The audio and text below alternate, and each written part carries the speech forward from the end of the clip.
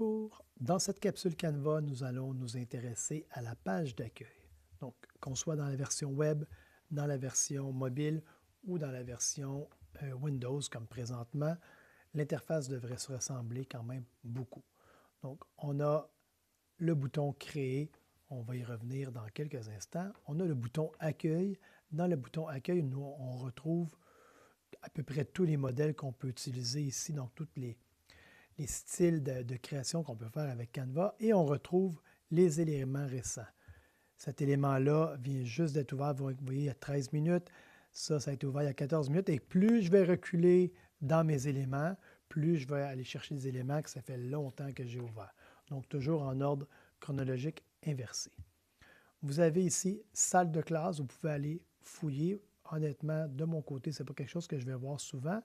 Vous avez les projets. L'outil projet ici, donc les projets vous permet d'aller classer.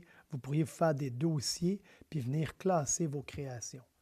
Personnellement, encore une fois, je ne l'utilise pas puisque avec les dossiers récents, même si j'ai vraiment probablement des centaines de créations, et avec l'outil recherche ici, lorsque vous nommez bien vos créations, on trouve facilement.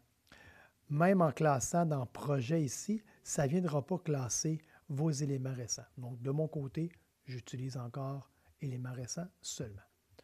Les modèles ici, on peut aller chercher des modèles directement dans Canva.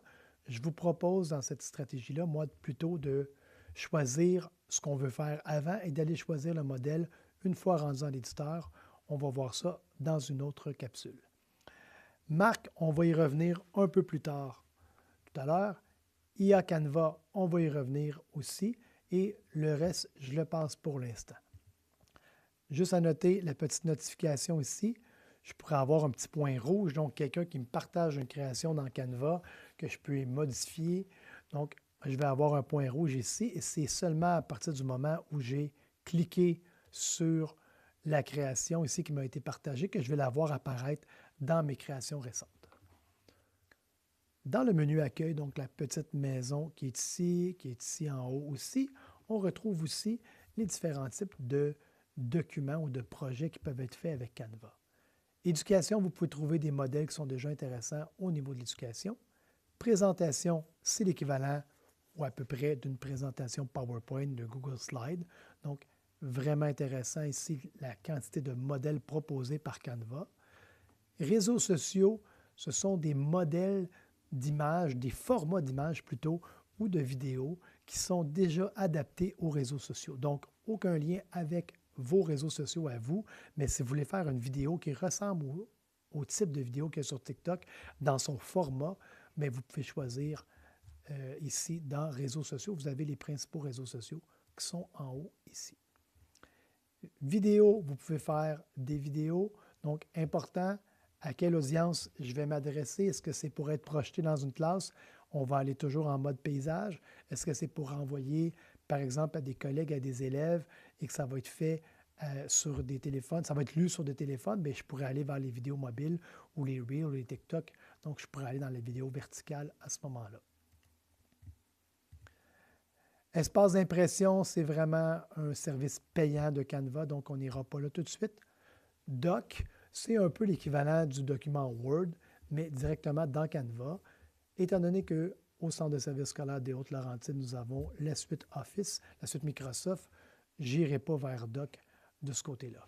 Tableau blanc est un outil collaboratif, très bien, mais encore une fois, on a l'équivalent chez Microsoft. Nous avons l'application Whiteboard ou l'application Tableau blanc chez Microsoft. Trouvez ça dans vos applications M365 et c'est encore plus intéressant du côté Microsoft. Tableur serait un équivalent d'Excel. Encore une fois, on a l'équivalent chez nous. Et site web pour faire des sites web.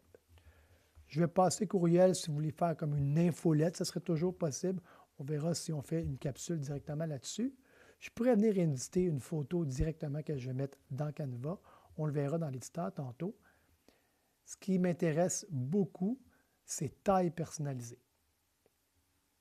Donc, avec taille personnalisée, je peux venir donner exactement la taille que je veux. Particulièrement intéressant lorsque je veux imprimer. Je sais que je veux imprimer en pouces ici.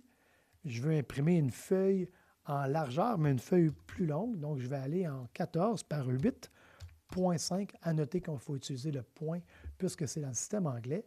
Et là, je vais faire créer un design et je m'en vais maintenant dans une feuille 8,5-14 en format paysage.